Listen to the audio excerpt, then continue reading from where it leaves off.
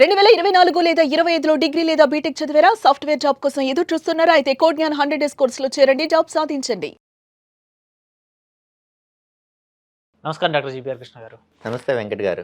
లో ఇన్వెస్ట్మెంట్లో business start చేయాలి అని అంటే ప్రతి ఒక్కరి మైండ్లో ఉండేది ఏంటి అని అంటే దానికి తగ్గ అమౌంట్ ఉండాలి మన దగ్గర, బల్క్ అమౌంట్ ఉంటే తప్ప ఏ బిజినెస్ స్టార్ట్ చేయలేము. అండ్ సక్సెస్ఫుల్ బిజినెస్ చేసుకోవాలి అని అంటే ఖచ్చితంగా మనకి స్టెప్ని కింద ఎంతో కొంత అమౌంట్ అయితే ఖచ్చితంగా ఉండాలి అని చెప్పేసి అనుకుంటూ ఉంటారు. లో ఇన్వెస్ట్మెంట్లో ఒక బిజినెస్ స్టార్ట్ చేయాలి, సక్సెస్ఫుల్ బిజినెస్ స్టార్ట్ చేయాలి అని అంటే ఏ విధంగా చేయాలి, దాని మీద మన మైండ్ సెట్ ఏ విధంగా ఉంటే బాగుంటుంది అంటారు సార్? చాలా మంచి విషయాన్ని లేవనెత్తారు వెంకట్ గారు. నేను కొంచెం బ్రాడ్ వే నుంచి మరీ నేరో వేకి వస్తానండి. Okay. India as a whole మనం చూసుకుంటే ఇండియాలో జరిగేవి రెండే బిజినెసెస్ అండి. వన్ ఈజ్ ఆర్గనైజ్డ్ బిజినెస్, రెండు ఈజ్ అన్ఆర్గనైజ్డ్ బిజినెస్. అవును. ఆర్గనైజ్డ్ సెక్టార్ అంటారు దాన్ని, రెండు అన్ఆర్గనైజ్డ్ సెక్టార్ అంటారు. కొంచెం బిజినెస్ మ్యాన్కి అర్థమయ్యేటట్టు మనం కొంచెం దాన్ని విశ్లేషిద్దాం.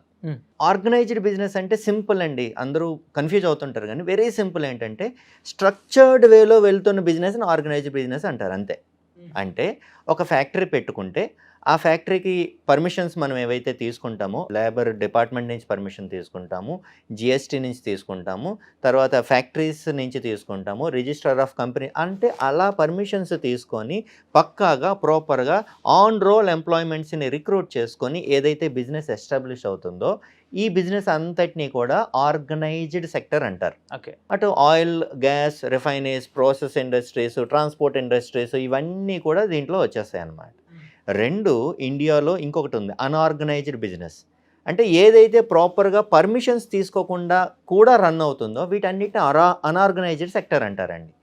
అన్ఆర్గనైజ్డ్ అంటే చిన్న చిన్న బిజినెసెస్, ఒక పర్మిషన్ కూడా అక్కర్లేని బిజినెసెస్, ఏదో రోడ్డు పక్కన చేసుకునే బిజినెసెస్, లేదా చిన్న షాప్ పెట్టుకొని రన్ చేసే బిజినెసెస్, లేదా సీజనల్ బిజినెసెస్. అంటే ఇప్పుడు చూడండి, మామిడి పళ్ళు టైం ఇది, వస్తారు మామిడి పళ్ళు అలా అమ్ముకుంటారు, అలా వెళ్ళిపోతారు. అవును. ఇంకా పల్లెటూరు వైపు వెళ్తే తాటి ముంజల బిజినెస్, ఓన్లీ సమ్మర్లోనే వస్తాయి అవి. వాళ్ళు వస్తారు, ఒక ఆటో మీద తీసుకొస్తారు, రోడ్డు పక్కన ఎక్కడో పెడతారు, తాటి ముంజలన్నీ అమ్మేసుకొని మళ్ళీ ఇంటికి వెళ్ళిపోతారు. ఇవన్నీ అన్ఆర్గనైజ్డ్ అండి. అయితే మీరు ఆశ్చర్యపోతారు, ఇండియాలో మన జీడిపికి అంటే టోటల్ జీడిపికి మొత్తం 3 సెక్టార్స్ అండి ఇండియాలో. ఒకటి అగ్రికల్చర్ ఇండస్ట్రీ, రెండు మ్యానుఫ్యాక్చరింగ్ ఇండస్ట్రీ, మూడు సర్వీస్ ఇండస్ట్రీ. మన ఎకానమీకి కంట్రిబ్యూట్ చేసేవి ఈ మూడే, agriculture, manufacturing and service sector. అయితే ఈ మూడింటిలో కూడా స్ట్రక్చర్డ్ వేలో అంటే ఆర్గనైజ్డ్ సెక్టరు చాలా తక్కువే. అన్ఆర్గనైజ్డ్ సెక్టర్ 83% ఉంటే ఆర్గనైజ్డ్ సెక్టర్ ఈజ్ ఓన్లీ 17%.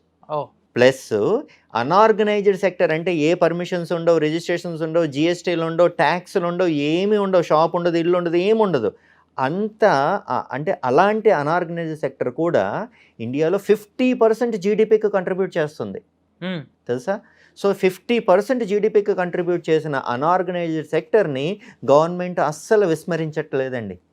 అందుకని వాళ్ళకి ఈ మధ్య అంటే గవర్నమెంట్ మేబీ 2014 తర్వాత చాలా విగ్రస్గా వాళ్ళని హెల్ప్ చేస్తుంది. స్కిల్ డెవలప్మెంట్ అని, కొత్త కొత్త కోర్సెస్ అని, బ్యాంకుల నుంచి ఇన్వెస్ట్మెంట్స్ అని, బ్యాంకుల నుంచి లోన్ ఫెసిలిటీస్ అని, ఇలా గవర్నమెంట్ చేస్తుందన్నమాట. ఇవన్నీ చేస్తూ అన్ఆర్గనైజ్డ్ సెక్టార్ని బూస్ట్ చేయడానికి మన present state and central governments చాలా చాలా ఎక్కువగా వాళ్ళ మనీని పంపించేస్తున్నాయి మార్కెట్లోకి. అవును.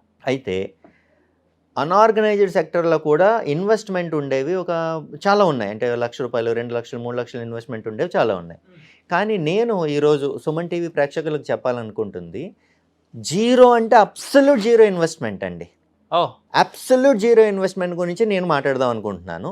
తర్వాత లో ఇన్వెస్ట్మెంట్, అందరూ అంటారు కదా లో ఇన్వెస్ట్మెంట్ అని. లో ఇన్వెస్ట్మెంట్ మేబీ 1 లక్ష, 2 లక్షలు కూడా ఉండొచ్చు. కానీ లో ఇన్వెస్ట్మెంట్ అంటే ఓన్లీ 5,000 రూపీస్ ఇన్వెస్ట్మెంట్ గురించి మాట్లాడదాం అనుకుంటున్నాను. జస్ట్ 5,000తో బిజినెస్, జస్ట్ 5,000 రూపీస్తో బిజినెస్. వావ్.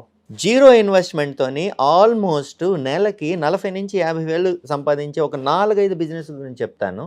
5,000 రూపాయల బిజినెస్, 5,000 రూపాయలు మినిమం ఇన్వెస్ట్మెంట్తో నెలకి 70,000 నుంచి 1 లక్ష రూపాయలు సంపాదిస్తున్న బిజినెసెస్ గురించి నేను మాట్లాడదాం అనుకుంటున్నాను. గ్రేట్ సార్, మీరు చెప్తుంటేనే ఇప్పుడు నాకు కరెక్ట్ స్టార్ట్ అయిపోయింది. చెప్పండి. కరెక్ట్. ఇండియాలో ఆల్మోస్ట్ అండి lower middle class and below poverty line ఉన్నారండి. వీళ్ళందరి కోసం ఇప్పుడు జీరో ఇన్వెస్ట్మెంట్ గురించి మాట్లాడదామండి. హ్యూమన్ ఇంటెలెక్చువల్ ప్రాపర్టీ అంటే మన దగ్గర తెలివితేటలు ఉంటే ఆ తెలివితేటలు ఎవరు మన నుంచి తీసుకెళ్ళిపోలేరు. ఈ ఇంటెలెక్చువల్ ప్రాపర్టీని యూజ్ చేస్తే that is absolute zero investment. Absolute zero ఇన్వెస్ట్మెంట్లో మనం ఏం చేయొచ్చు, ఇంట్లోనే కూర్చొని, ఇంటి నుంచి స్టెప్ అవుట్ కూడా అవ్వక్కర్లేదు, ఇంట్లోనే కూర్చొని ఏం చేయొచ్చు. నేనున్నానండి, ట్యూషన్స్ పెట్టుకుంటా. Maths, physics, chemistry absolute demand ఉంది మార్కెట్లో. మ్యాథ్స్కి నేను ట్యూషన్ చెప్పుకుంటే ఒక పిల్లాడికి నేను 500 నుంచి 1000 రూపాయలు ఒక్కొక్క పిల్లాడికి నేను ఛార్జ్ చేయొచ్చు. 6వ తరగతి నుంచి 10వ తరగతి వరకు నేను చూసుకుంటే. Same physics, same chemistry, and నేను ఒక్కడనే maths, physics, chemistry 3 subjects deal చేస్తా. ఇప్పుడు చెప్పండి, the person sitting at home having at least intermediate కానీ డిగ్రీ క్వాలిఫికేషన్ ఉంటే వాళ్ళ ఇంటి దగ్గరే కూర్చొని ఆ పిల్లలకి 6వ తరగతి నుంచి మేబీ ఫస్ట్, సెకండ్, థర్డ్ పిల్లలు కూడా చెప్పుకోవచ్చు. ఇంట్లోనే పెట్టుకొని, ఇంటి నుంచి కదలకుండా ఇంట్లోనే మనం కూర్చొని కనీసం ఒక 10 మంది పిల్లలు వచ్చినా కూడా ఒక్కొక్కరికి 3 సబ్జెక్ట్స్ మనం చెప్పుకుంటూ ఒక్కొక్కరికి దగ్గర నుంచి మనం ఒక 3000 రూపాయలు తీసుకుంటూ 10 మందికి మనం ఒక 30,000 ఇంటి దగ్గరే కూర్చొని తీసుకోలేమా? హ్యాపీగా సార్. 30,000 అండి, ఒక లైఫ్ హ్యాపీగా గడిచిపోతుందండి. నార్మల్గా బయటకు వెళ్ళి ఎంప్లాయ్మెంట్ తీసుకునే ఇంటికి తెచ్చుకునే జీతమే మినిమం టు మినిమం 15,000 or 20,000 ఉంటుంది. అదే మన ఇంటలెక్చువల్ ప్రాపర్టీ మనం యూజ్ చేస్తే 30,000 హ్యాపీగా వస్తుంది. 30,000 దట్టు మినిమం అండి నేను చెప్పేది. అదే మన దగ్గరికి ఏ ఇంటర్మీడియట్ పిల్లలు వస్తే ఒక సబ్జెక్ట్కి మనం 1200 నుంచి 1500 మనం ఛార్జ్ చేయొచ్చు. అదే మన దగ్గరికి గ్రూప్ ఆఫ్ స్టూడెంట్స్ ఎక్కువైతే, మనం 10 మంది గురించే మాట్లాడుకున్నాం, అదొక 15-20 మంది అయితే 50,000, 60,000 మన ఇన్కమ్ ఉంటుంది. ఇది కాదా జీరో ఇన్వెస్ట్మెంట్? నేను అబ్సల్యూట్ జీరో ఇన్వెస్ట్మెంట్ అన్నా. అబ్సల్యూట్ జీరో ఇన్వెస్ట్మెంటు, ఇంట్లోనే కూర్చుంటాము, వేరే ఏ ఖర్చు లేదు. సో మన బిజినెస్ని బయటికి చెప్పాలి, బయట పబ్లిష్ చేయాలి అంటే ఏ విధంగా చేసుకోవచ్చు అంటారు సార్? డెఫినెట్గా అండి. నవ్వేడేస్ ప్రతి ఒక్కరు భారతదేశంలో 140 కోట్ల జనాభాలో 120 కోట్ల మంది జనాభా దగ్గర మొబైల్ ఫోన్స్ ఉన్నాయి. 100%. దాంట్లో 90 కోట్ల మంది ఫోన్లో ఇంటర్నెట్లు ఉన్నాయి. దాంట్లో ప్రతి నెల 80 కోట్ల మంది రీఛార్జ్ చేసుకుంటున్నారు. అవును. 80 కోట్ల మంది కనీసం, అండ్ 20 నుంచి 30 కోట్ల మంది కనీసం 2 సిమ్ములు వాడుతున్నారు. అవును. అంటే ఇంటర్నెట్ రీచ్ అంత ఎక్స్పోనెన్షియల్గా ఉంది ఇండియాలో. సో మనం కూడా ఇంటర్నెట్ వాడుతున్నాం, మనం కూడా స్మార్ట్ ఫోన్ వాడుతున్నాం, మనం కూడా అదే మొబైల్లో మన అప్లికేషన్స్ అన్నీ డౌన్లోడ్ చేసుకొని చూసుకుంటున్నాం. మనం చేసే బిజినెస్ని మనం బయటకి మార్కెటింగ్ చేసుకోలేం చెప్పండి? హ్యాపీగా చేసుకోవచ్చు. Social media is the best platform ever అండి. Zero investment again. మనం పని చేయడానికి ఇక్కడ జీరో ఇన్వెస్ట్మెంట్, మనం పబ్లిసైజ్ చేసుకోవడానికి కూడా జీరో ఇన్వెస్ట్మెంటే కదా. అంతే కదా. సో జీరో ఇన్వెస్ట్మెంట్తో పని చేసుకుంటున్నాం, డబ్బులు సంపాదించుకుంటున్నాం. జీరో ఇన్వెస్ట్మెంట్తో మనం పబ్లిసైజ్ చేసుకుంటున్నాము, మోర్ అండ్ మోర్ పీపుల్కి రీచ్ అవుతున్నాం. మేబీ ఈరోజు నా ఇంట్లో 20 మందికి నేను ట్యూషన్ చెప్తున్నానేమో, ఇది పబ్లిక్కి వైడ్ రీచ్ అయితే మేబీ నేను నా ఇంట్లో పెద్ద ట్యూషన్ సెంటర్ పెట్టొచ్చు, ఒక 40-50 మంది పిల్లలు నా దగ్గర తెప్పించుకోవచ్చు, నేనే ఇంకొక 2-3కి నేను జాబ్స్ ఇవ్వచ్చు కదండి.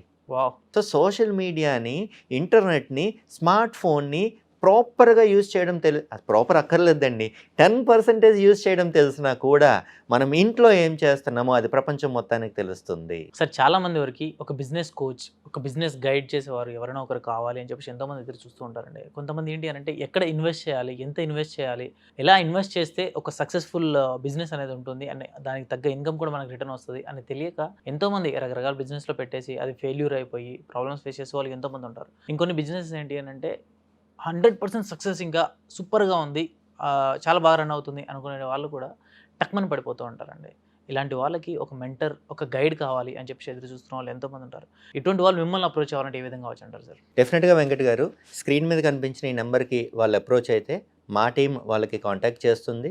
మనం రెగ్యులర్గా వాళ్ళతోని 1-to-1 మెంటర్షిప్ అయినా మనం చేయొచ్చు, లేదా మన వర్క్షాప్స్ కండక్ట్ చేస్తుంటాం. ఆ వర్క్షాప్స్లో వచ్చి వాళ్ళు జాయిన్ అయ్యి వాళ్ళ నాలెడ్జ్ని ఇంప్రూవ్ చేసుకొని వాళ్ళ బిజినెస్ని అయినా ఇంప్రూవ్ చేసుకోవచ్చు. డెఫినెట్గా మన వంతు, మన సాయం ఈ బిజినెస్ వరల్డ్కి మనం అందిద్దామండి. వాళ్ళ స్క్రీన్ మీద ఉన్న నెంబర్ కాంటాక్ట్ చేస్తే సరిపోతుందండి. Thank you sir. Thank you so much. Thank you so much Venkat garu. Thank you so much Suman TV.